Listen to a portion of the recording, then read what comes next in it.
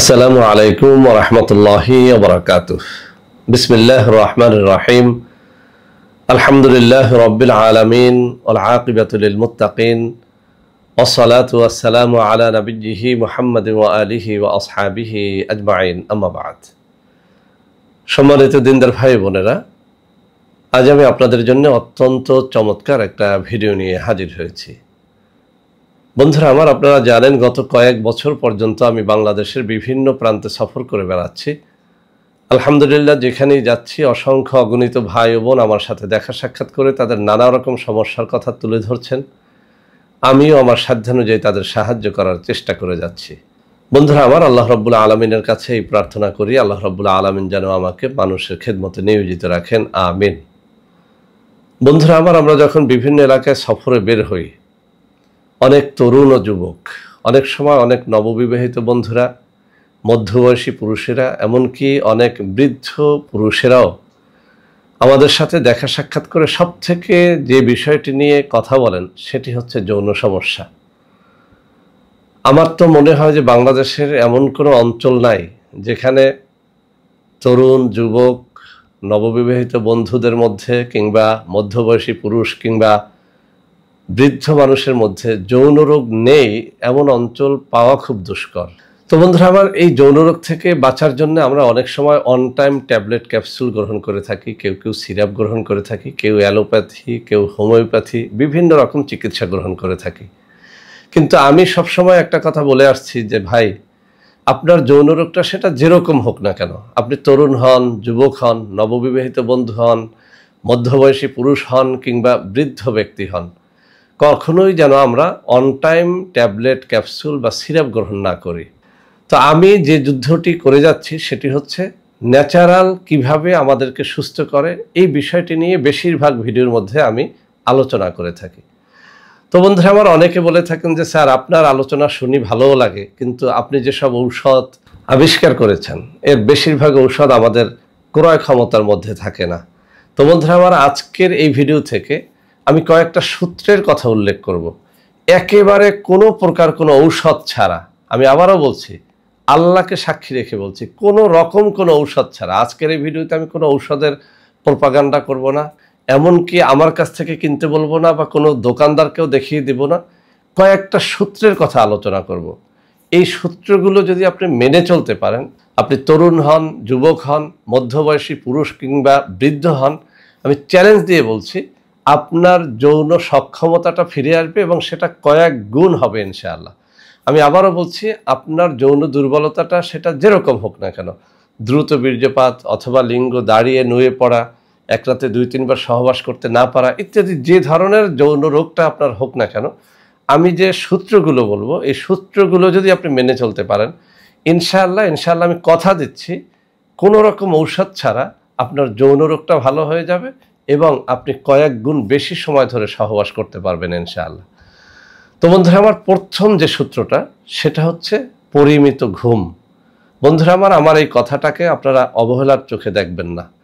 পরিমিত ঘুম কাকে বলে? আপনার দৈনিক কমপক্ষে 6 ঘন্টা ঘুমানো। এই ঘুমটাও হতে হবে একেবারে নির্ভেজাল একটা ঘুম। বন্ধুরা আমার, আমি অনেকের কাছেই একটা কথা জিজ্ঞেস করে থাকি, আজও জিজ্ঞেস করছি। আমরা যখন ঘুমিয়ে থাকি, আপনারা খেয়াল করলে দেখবেন যে ভোর রাতের দিকে যখন আমাদের ঘুম ভাঙে তখন কিন্তু অটোমেটিক্যালি কোনো কারণ ছাড়াই আপনার আমার লিঙ্গ দাঁড়িয়ে থাকে। আপনারা একটু খেয়াল করেন যেন এই বিষয়টা আপনারা বুঝতে পারবেন। তাহলে কি, আপনি যখন পরিমিত ঘুমান, রাত্র 9টা-10টার মধ্যে ঘুমিয়ে যান, ভোর রাত্রে অথবা ফজরের আজান দিলে যখন আপনার ঘুমটা ভাঙে তখন কিন্তু প্রসাব করে যখন আমরা ন্যাকড়া ব্যবহার করি, টয়লেট পেপার ব্যবহার করি, অথবা আমি প্রসাবখানায় যাই নাই কিন্তু কোনো কারণে আমার লিঙ্গের মধ্যে একটু নড়াচড়া লেগে গেছে, আপনি দেখবেন যে অটোমেটিক আপনার লিঙ্গটা দাঁড়িয়ে গেছে। তো এই যে ভোররাত্রের দিকে দাঁড়িয়ে যায়, যৌন রোগীদেরও দাঁড়িয়ে যায়, যারা সুস্থ তাদেরও দাঁড়িয়ে যায়। এটা কেন দাঁড়ায় বলেন তো? মূলত পরিমিত ঘুম আমাদের দেহের মধ্যে টেস্টোস্টেরন হরমোন প্রচুর পরিমাণে উৎপাদন করে। আমরা যখন ঘুমিয়ে পড়ি তখন আমাদের দেহের মধ্যে প্রচুর পরিমাণে টেস্টোস্টেরন হরমোন উৎপাদিত হয়।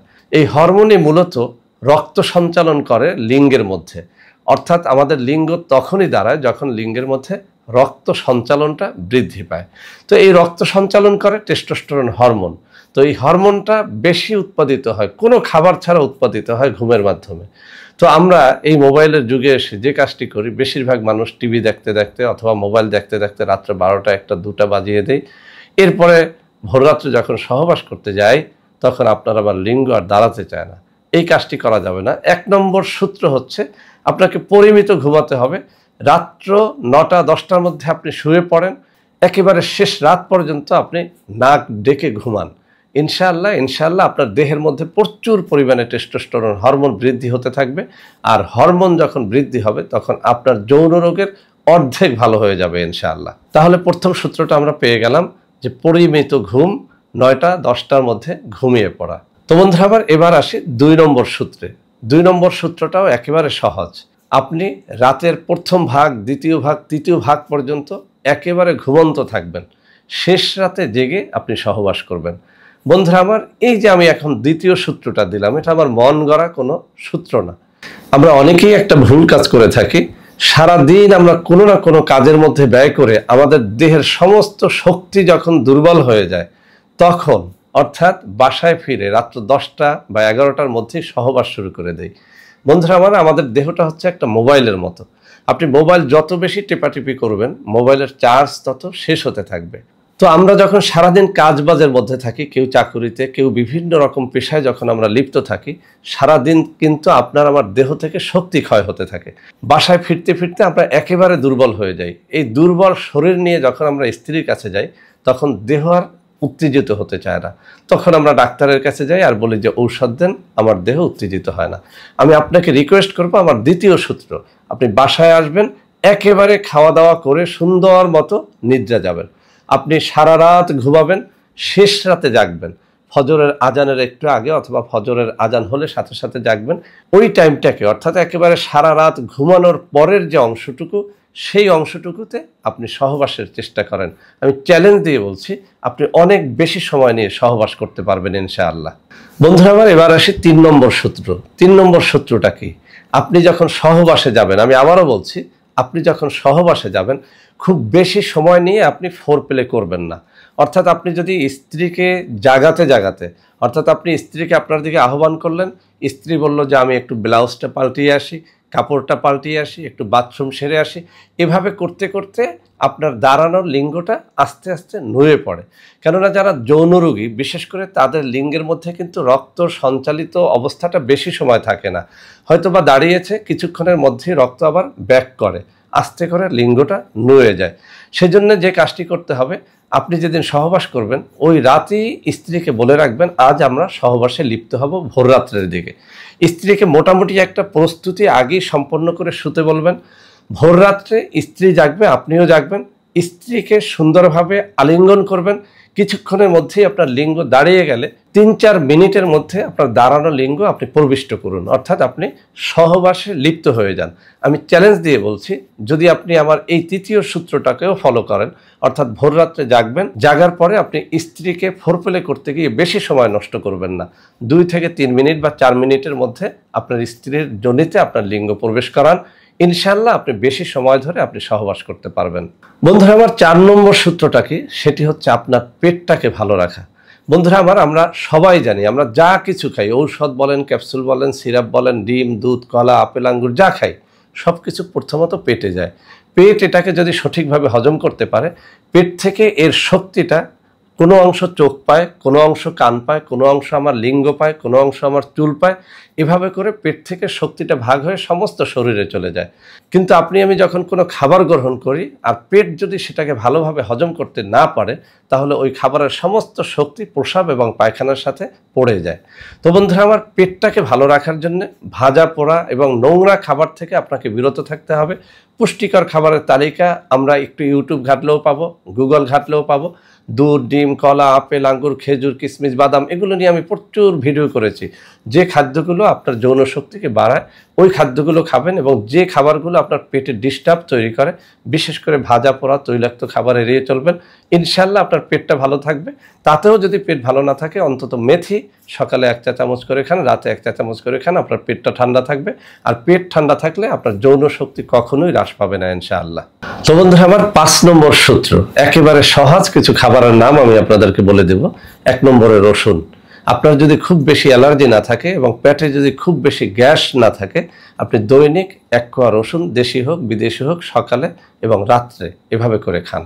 ইনশাল্লাহ কাঁচা রসুন খান অথবা রসুনের আচার খান, আপনার যৌন শক্তিটা ইনক্রিজ হতে থাকবে। 2 নম্বরে আর একটা খাবারের কথা বলে দেই, যে খাবারটার কথা কোরআনেও এসেছে, হাদিসেও এসেছে, সেটি হচ্ছে মধু।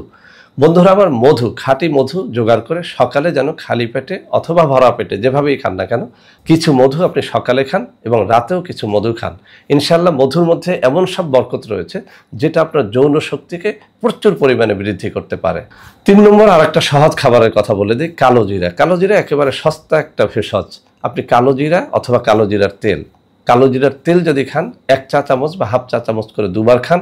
আর যদি কালো জিরা খেতে পারেন, 1 চিমটি পরিমাণে কালো জিরা সকালে এবং রাত্রে চিবিয়ে খান, আপনার যৌন শক্তি অনেক বাড়বে। বন্ধুরা আমার, একটু আগে যে মেথির কথা বলেছি, এই মেথিও কিন্তু যৌন শক্তিকে বাড়ায়। মেথির মূলত 3টে কাজ খুব গুরুত্বপূর্ণ। একটা হচ্ছে পেটকে ঠান্ডা রাখে, 2 নম্বর ডায়াবেটিসকে নিয়ন্ত্রণে রাখে, 3 নম্বরে টেস্টোস্টেরন হরমোন বাড়ায়। তো বন্ধুরা আমার, এই কয়েকটা খাবার আপনারা যেন আপনার খাদ্য তালিকার মধ্যে রাখেন। ইনশাআল্লাহ কোনো রকমের কোনো দুশ্চিন্তা ছাড়া আপনার যৌন শক্তিটা বাড়বে। তো বন্ধুরা আমার, আজকের এই ভিডিওতে শুরু থেকে শেষ পর্যন্ত আমি যে কয়টা কথা বললাম, ইনশাআল্লাহ আপনারা ফলো করে দেখেন। আমি আমার ব্যক্তি জীবনে ফলো করি, বন্ধু বান্ধবদের যাদেরকে শিখিয়েছি তারাও ফলো করে ভালো সুফল পেয়েছে, আপনারাও সুফল পাবেন। তো বন্ধুরা আমার, আজকের এই ভিডিওটি ভালো লাগলে অবশ্যই আপনাদের বন্ধু বান্ধবদের মধ্যে শেয়ার করে দেবেন। যারা বিশেষ করে যৌন হতাশায় ভুগতেছেন, যৌন রোগ নিয়ে নানান ডাক্তারের কাছে গিয়ে ভালো সুফল পাচ্ছেন না, তাদেরকে বলবো ইনশাআল্লাহ আপনাদের কাজে লাগবে। তো বন্ধুরা আমার, সবাই ভালো থাকবেন। ভিডিওটি ভালো লাগলে লাইক করবেন, কমেন্ট করবেন, শেয়ার করবেন। আমাদের প্রত্যেকটা চ্যানেলকে ভালোবেসে সাবস্ক্রাইব করবেন। আল্লাহ হাফেজ।